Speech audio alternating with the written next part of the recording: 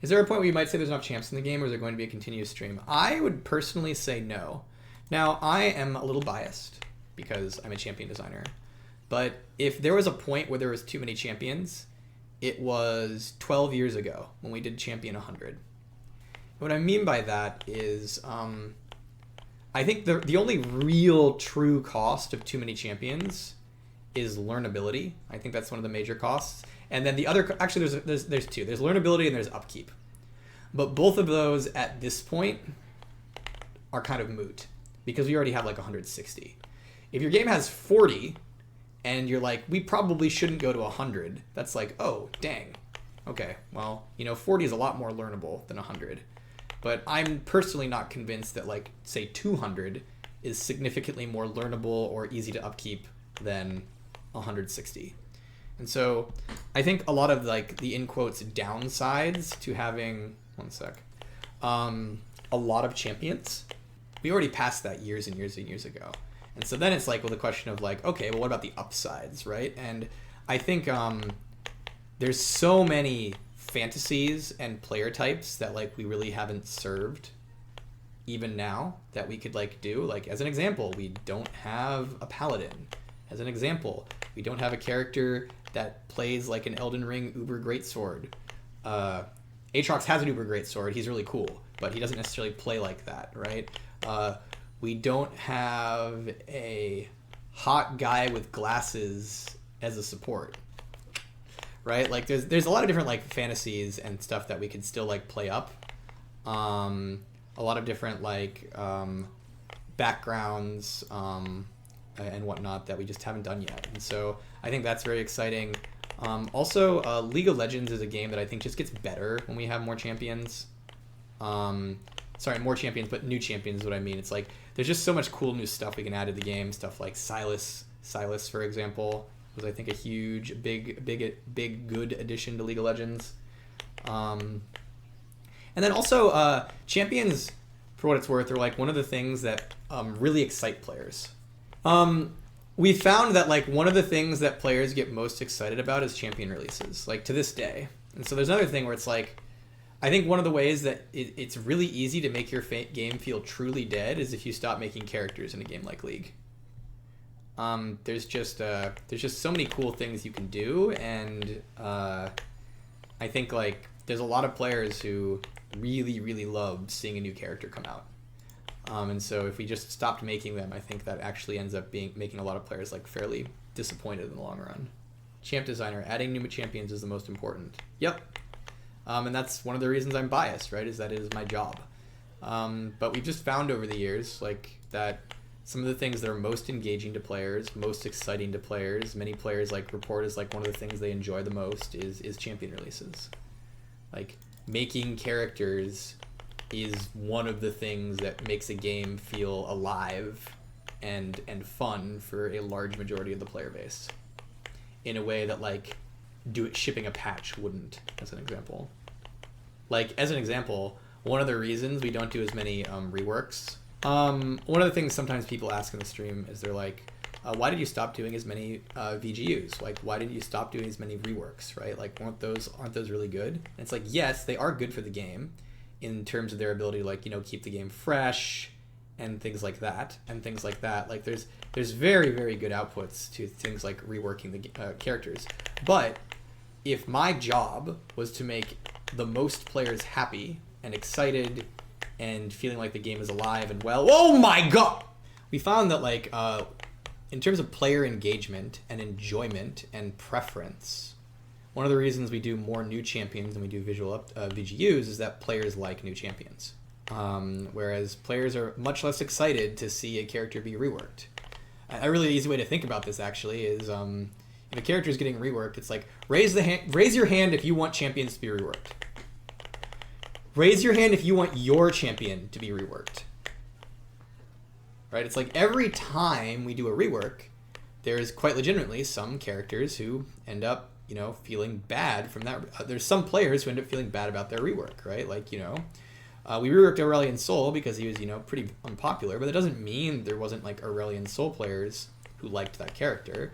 We reworked Old Scion because he was an undead wizard guy who would yell at you to stun you, doesn't mean there weren't people who didn't like old Scion. Now, the Aurelian Soul rework, the Scion rework, all these things were really, really great. But just kind of noting that, like, whenever you do a rework, it's not actually as engaging or as exciting as a new champion. They just aren't. Doesn't mean they're not good. Doesn't mean we shouldn't do them. It's just like what we've seen is that most League players tend to prefer new stuff over reworking some of the stuff that already exists. And so you want to balance it. You want to like do different things for different reasons. If I'm trying to make the game feel fresh and exciting and new, probably makes more sense to do a new champion. If I'm trying to make sure the game also always feels like it's updated and modern, you also want to make sure you're reworking champions as well. Like you want to balance both. If you could pause time and work on reworks and only reworks, how many champions do you think you would do? I would do a lot.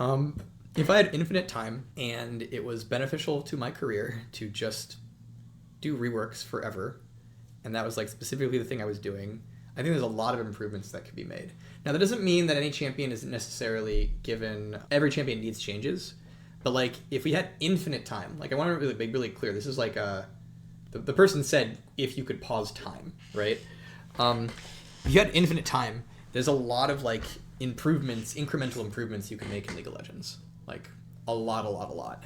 That said, in terms of characters that need just completely need reworks 100%, I only think there's actually like a few left. If you asked me this question a couple years ago, I would have mentioned characters like Skarner, Talia, Aurelian Soul, Rel, stuff like that. But our mid-scope work that we did like a couple years ago, like about a year or two ago, actually did a lot towards getting those characters all in a better spot. And so if you look at characters in League of Legends now, and you look at like the characters that are like critically unpopular, the only one left I think is Ivern.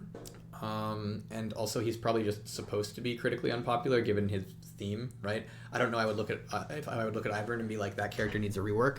In the way that like Aurelian Soul is a Star Dragon, but yeah, there's like a lot less characters that like would like explicitly need reworks nowadays. If I was to say characters that might need it, I would say, I think Swain is a decent target actually. Swain's a character who we're already thinking about, but he's a character who is very appealing and just has a kit that doesn't always feel like it works for him. I think that's a big one. I think Rise could use an update legitimately to get him more into being hard to play again. The character is significantly more popular when he was 44% win rate and difficult to play, versus the current Rise wins a lot of games and is a lot more powerful the average player, but just no one seems to want to play him.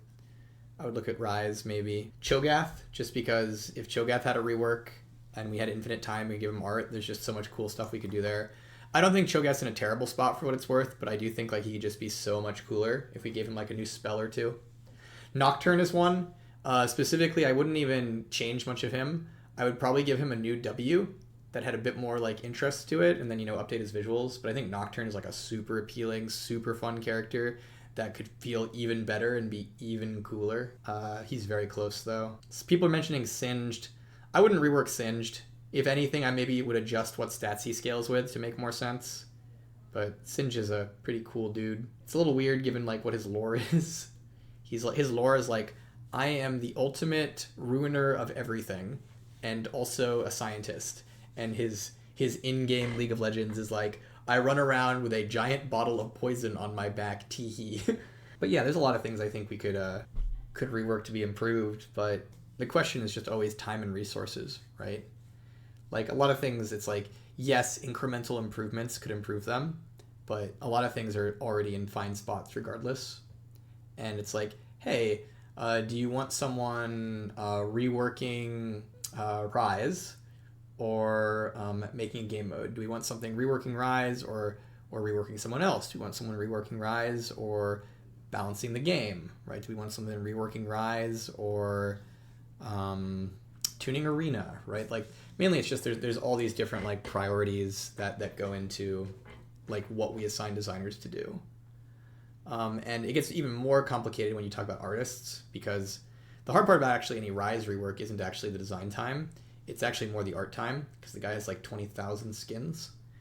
And, you know, art is a very limited resource when it comes to game development. Artists' time is incredibly valuable. So, as an example, like one of the reasons we stopped doing mid-scopes you'd probably notice we haven't really made a major mid-scope for about a year or two, is that we wanted to do Arena, and then Swarm and things like that. And so a lot of the art resources that, you know, we could have dedicated to something like a mid-scope, they're probably more valuable making game modes or other things, because, you know, we wanted to do lots of cool stuff for players and only have so many people to do it. So yeah,